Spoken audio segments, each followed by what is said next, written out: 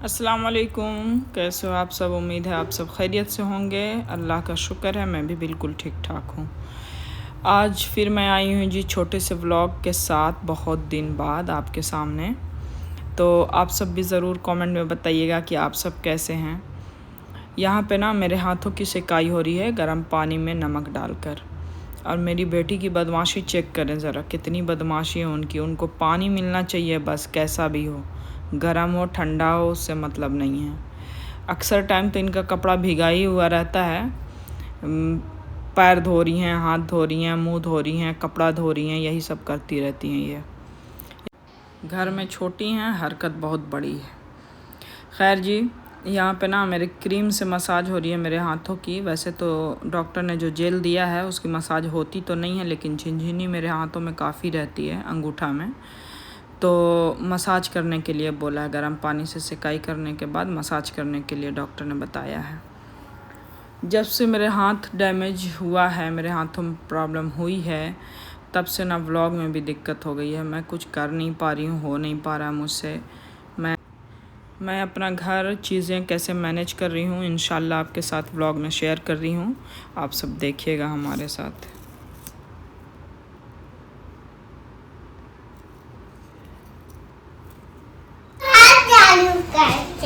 बाहर जा रही हो? किधर जा रही हो? बाहर ज़्यादा है।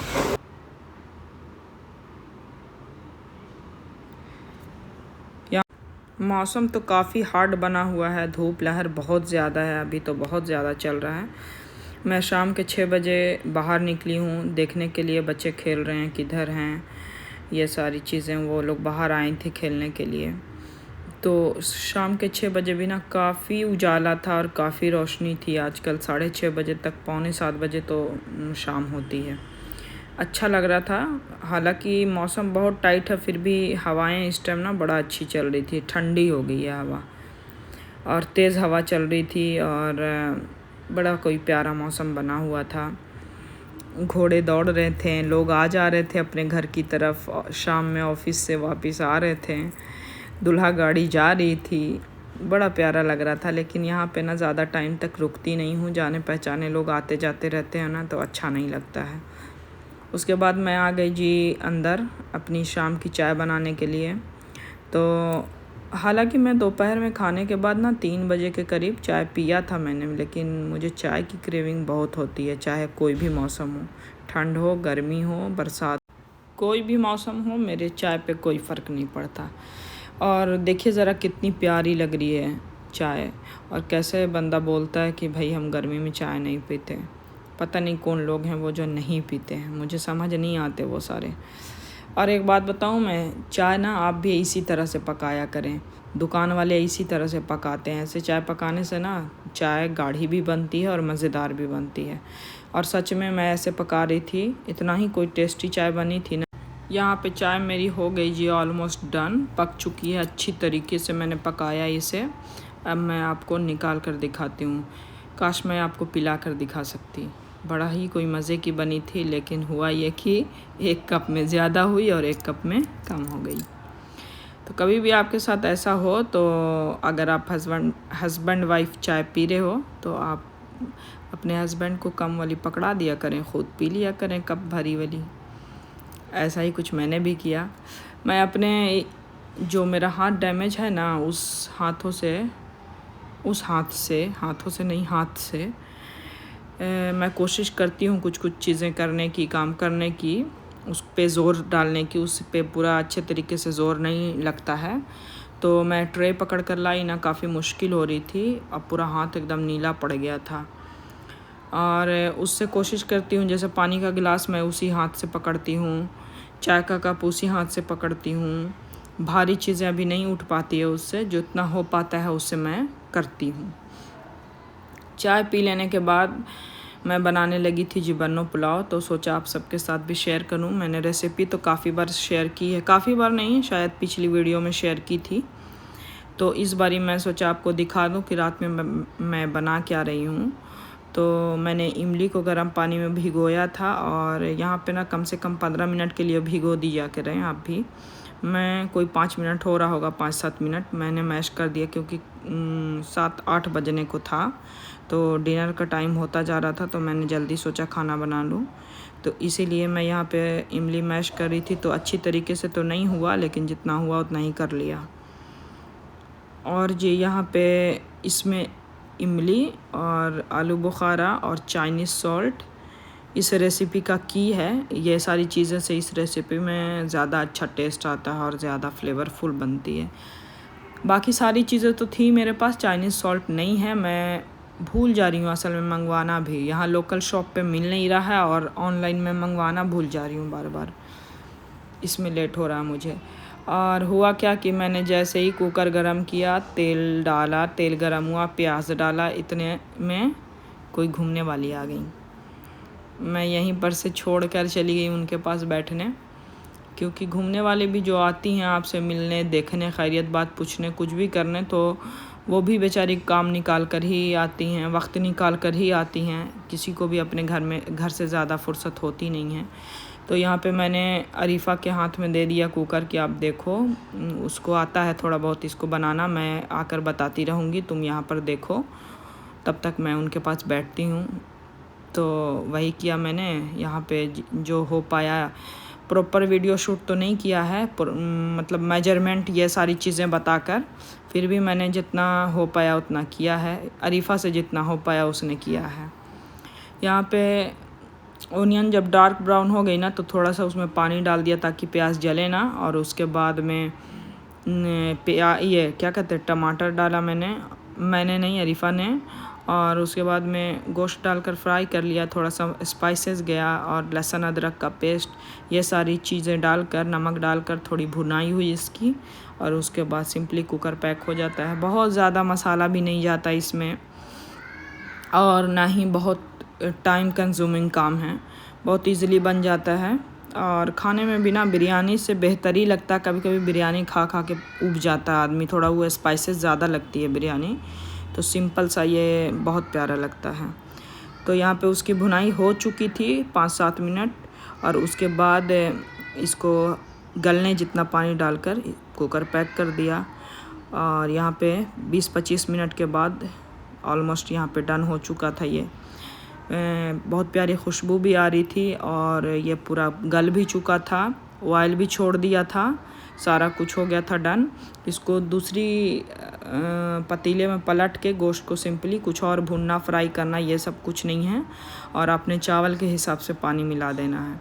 जैसा कि आपके शोरबे में अगर पानी है आधा गिलास जितना, 1 गिलास जितना, तो उसी हिसाब से आपको चावल और पानी दोनों डालना है। यहाँ पे मेरा 2 गिलास जितना चावल था, तो 4 गिलास मुझे पानी डालना था ना, तो मैंने 3.5 गिलास पानी डाला है, क्योंकि आधा गिलास जितना पानी पहले से उसमें था। इमली का पल्प, आलू बुखारा और हरी मिर्च, हरी धनिया डालकर इसको सिंपली चूल्हे पे चढ़ा देना है। अब यहाँ पे मैं आ गई थी, वो जो मेरी गेस्ट थी आई हुई वो जा चुकी थी। तो यहाँ पर से आने के बाद मैंने देखा, फिर सारी चीज़ें मैंने बनाई यहाँ के बाद। हालांकि जो बनाना था गोश्त ही बनाना था, इसको तो बनाना कुछ है नहीं, बस सबको मिला जुला के और नमक टेस्ट करके।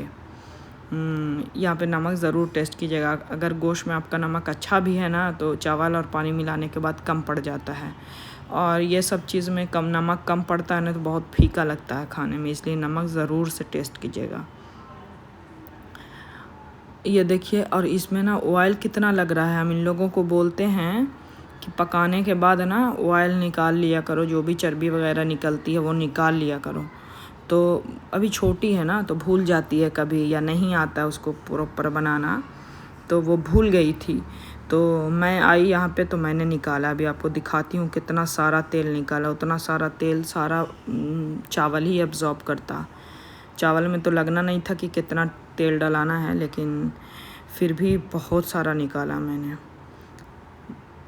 यहाँ पे क्या करना है ना कि चावल अगर आपका हाफ़ डन हो गया है, तो उसको चुपचाप से फ्लेम कम करके और दम पे लगा के 15-20 मिनट के लिए छोड़ देना है। और यहाँ पे ये है जी फाइनल लुक। मैंने आधा चावल जब पक गया था ना, तो इसको ढक्कन लगा के बंद कर दिया था, सीम आँच पे, एकदम कम आँच पे, ताकि नीचे लगे ना बिरयानी। और जब मैं खोल रही हूँ तो ये इसका फाइनल लुक है। यहाँ पे पक चुका था अच्छी तरीके से। और ये देखें ऑयल मैंने निकाला था, गोश्त की चर्बी थी, तेल था, सारा कुछ मिला के मैंने 1 कटोरी पूरा निकाला था। यहाँ पे मैंने आटा लगा लिया है। अब पूछेगा कि जब पुलाव बना आपके पास तो आटा क्यों लगाया आपने? तो मैं अपने मियाँ जी को देती हूँ जी दूध रोटी रात में, उनका फेवरेट से था, बचपन से वो उन्होंने खाया है। और वो जब दूध रोटी नहीं खाते हैं ना तो उनको लगता है कि बॉडी में डेफिशिएंसी हुई जा रही है, ऐसा फ़ील होता है। कुछ दिन मैंने नहीं दिया था क्योंकि हम लोग अपने घर में दूध रोटी मैंने ना कभी खाई है, ना ही मैंने उतना देखा है अपने घर। तो हम लोग, मुझे याद भी नहीं रहता था और उतना कोई आदत नहीं थी हमें। और इन लोगों का कोई भी डिश हो, इनकी दूध रोटी हमेशा से रहा करती थी। तो अब मैंने भी पूरा याद से दूध रोटी को हर डिश, कोई भी डिश हो, बिरयानी हो, गोश्त पराठा हो, कुछ भी हो, कोई भी डिश बनी हो, दूध रोटी, 1 रोटी या दूध मैं इनको देती ही देती हूँ। इसलिए कि इनको आदत है भाई, आप अपनी आदत रखो। अगर मैं नहीं देती हूँ ना, भूल जाती हूँ, नहीं देती हूँ, तो ये कुछ बोलते नहीं हैं मुझे, कभी भी कुछ बोला नहीं इन्होंने। लेकिन जब से मुझे इतना ज़्यादा वाला पता चला तो मैं अब देती ही देती हूँ। भाई जब आपको आदत है और आपको इसके बग़ैर चैन नहीं मिलता तो आप खाओ, ये क्यों नहीं खाते आप?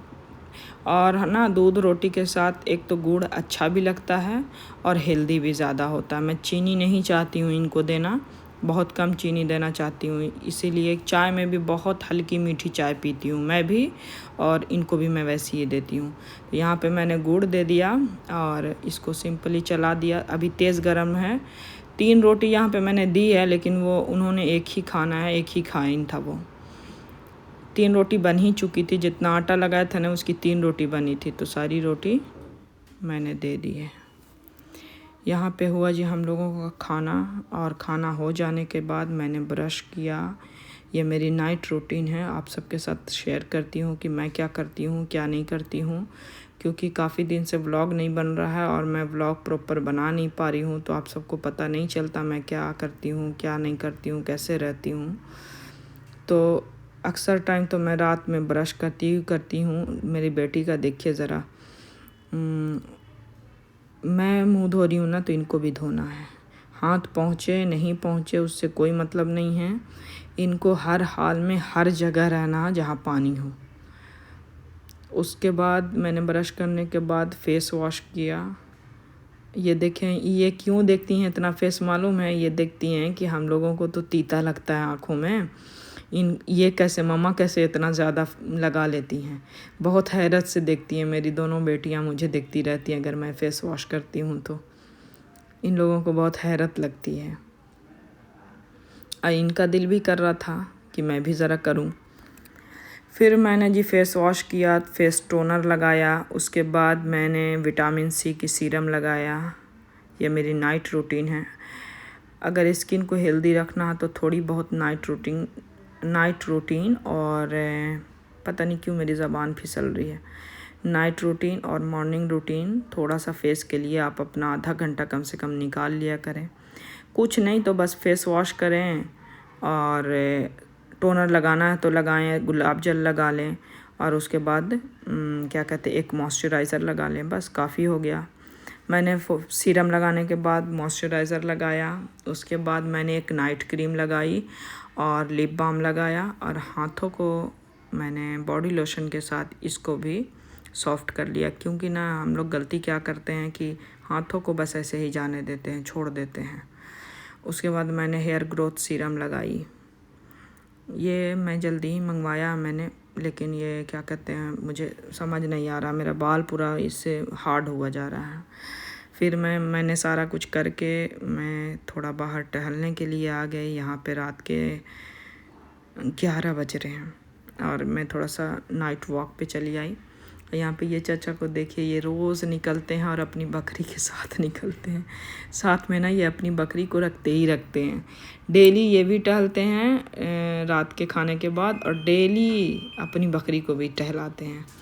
मैं हमेशा देखती हूँ इनको। आज शाम से ही ना बहुत अच्छी हवा चल रही थी, बहुत अच्छी। मैं आपको फ़ील करवा सकती, इतनी गर्मी में और इतनी ठंडी हवाएं बहुत कोई प्यारी लग रही थी। मैंने यहाँ पे थोड़ा खाली जगह है साइड पे, तो मैं इसमें टहल रही थी रात के खाने के बाद, अपनी नाइट रूटीन के बाद। लेकिन मन नहीं कर रहा था अंदर जाने का, ऐसा लग रहा था सारी रात बाहर ही टहलती रहूं। मुझे तो उतना रात में नींद आती नहीं है कि मुझे नींद का मसला होगा, भाई सोना है जल्दी चलो। मेरा मन कर रहा था मैं सारी रात टहलती रहूं। इतना कोई प्यारी हवा और इतना कोई ठंडा मौसम बना हुआ था। कितना भी एसी हो, फ़ैन हो, कूलर हो, कुछ भी हो, लेकिन कुदरती मौसम, कुदरती ठंडक की बात ही कुछ और होती है। उसका रिलैक्स ही कुछ और होता है, उसका मज़ा ही कुछ और होता है। हम आर्टिफिशियल ज़माने में जितना भी कुछ कर लें, हालांकि ऐसी भी बहुत कुल रखती है, लेकिन इसका मज़ा ही कुछ और था। और इनकी बकरी भी माशाअल्लाह इतनी ज़्यादा अक्लमंद हैं कि जैसे जैसे चल रहे हैं वो वैसे ही वैसे चल रही हैं सब। अब मैं आ रही हूँ जी वापस अपने घर की तरफ। यहाँ पे थोड़ी दूर थोड़ा सा जगह है, थोड़ा सा लंबा। यहाँ पे सुन रहे थे ना कि पार्क बनने वाला है, लेकिन ये पार्क बना नहीं, बस इसमें ईंटा बिछकर और ये रह गया, वहीं पर से काम बंद हो गया। पता नहीं क्या मसला हुआ कि काम बंद हो गया। ये देखें इसकी इतनी लंबाई और चौड़ाई है। यहाँ पे सुना था बच्चों के लिए पार्क बनने वाला है, झूला वूला लगेगा बच्चे के लिए। तो मैंने सोचा मेरी बेटियों को भी अच्छा लगेगा, आराम हो जाएगा खेलने कूदने के लिए। और ये है मेरे घर का लुक नज़र आ रहा है थोड़ा थोड़ा। और यहाँ पे ना मैं यहाँ पे आ गई थी और 11+ हो रहा था वक्त, लेकिन मेरी छोटी वाली बेटी को सुकून नहीं है। वो फिर उसको रूम में बंद करके आई थी मैं, रूम में नहीं घर में रख कर आई थी मैं। और ये देखिए भागते भागते चली आई हैं, यहाँ तक आ गई। फिर आरिफा आकर उसको लेकर जाती है। अरे बहुत बदमाशी करती है ये, बहुत ज़्यादा। ये जो नाला टूटा हुआ है ना, इससे बहुत डर लगती है बच्चों के लिए। ये जब ईंटा बिछ रहा था ना, यहाँ पे पार्किंग बनना था ना, क्या कहते पार्क, तभी से ये इस पे ट्रैक्टर आई ईंटा लेकर, बालू लेकर, और ये उसी के वेट से, वज़न से टूट गया था। और तब से टूटा हुआ है, कोई ध्यान भी नहीं दे रहे हैं। बच्चों को इतना डर लगता है, इतना डर लगता है, अगर गलती हुई हर वक्त ध्यान देना पड़ता है। बाहर निकलते हैं बच्चे तो उसी नाले की वजह से, वरना और कोई डर नहीं है। डर है ये भी है कि यहाँ पे गाड़ी बहुत ज़्यादा चलती है, बहुत ज़्यादा। अब मैं आ गई हूँ घर, और ये था जी मेरा छोटा सा व्लॉग। आप अपना बहुत सारा ख्याल रखिएगा। तब तक के लिए अल्लाह हाफिज़। मिलते हैं नेक्स्ट व्लॉग में।